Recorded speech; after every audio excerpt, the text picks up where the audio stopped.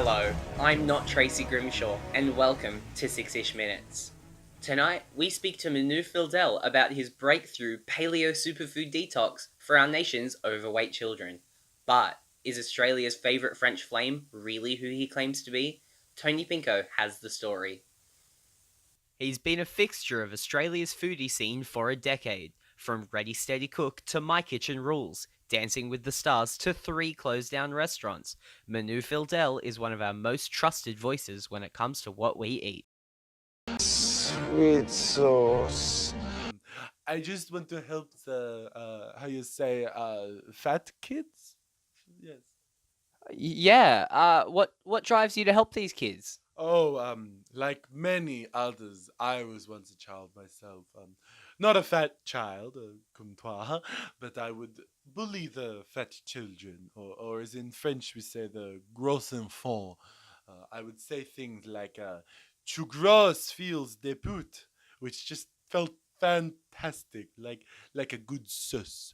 I want to give this feeling to these children to step into the shoes of a real bully. Yes. Yeah, okay.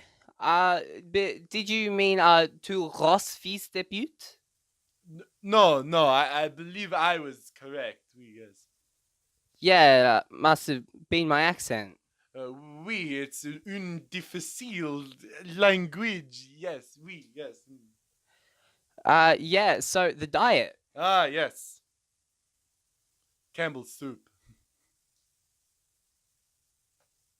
Is that it? Just soup?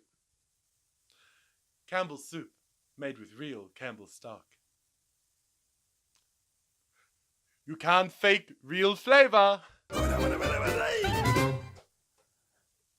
So, how does the family back in France feel about you selling out your chef heritage to a soup company?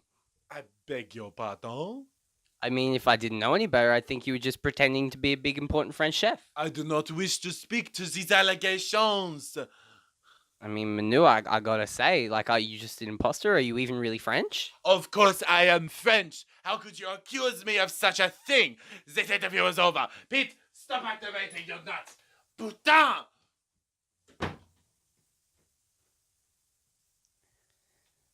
Tony Pinko reporting. We'll have more information on Manu's Russian ties on our website. Now, it's the question that's divided the nation, and it's not about putting your sauce in the fridge. As the debate over same-sex marriage heats up, Tony Pinko hit the streets to find out what Australia really thinks. What's your vote on same-sex marriage? I'm voting yes because it's a no-brainer. What are your thoughts on same-sex marriage? I'm not even gay, so it doesn't really affect me. I probably won't vote. What about the people it does affect? Yeah, the what? What do you think about Tony Abbott's recent comments on same-sex marriage? Oh, I think it's fucking disgusting. These liberal blokes like Tony Abbott, they don't care about human rights. If anyone's concerned about the future of our country, I reckon you should write a letter to Tony Abbott. Excuse me, ma'am. How do you feel about same-sex marriage?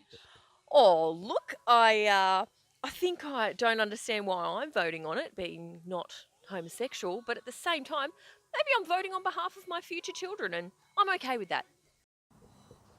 Excuse me, mate.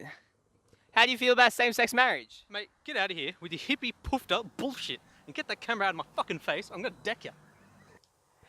What do you think about same-sex marriage? Yeah, it's a bit like a quesadilla, isn't it? How's that? Think about it. What do you think about the debate on same-sex marriage? I think it's pretty dumb, honestly. And why is that? Well, it's all like going to Subway. So you go in and you're waiting in line, and the person in front of you orders meatball sub.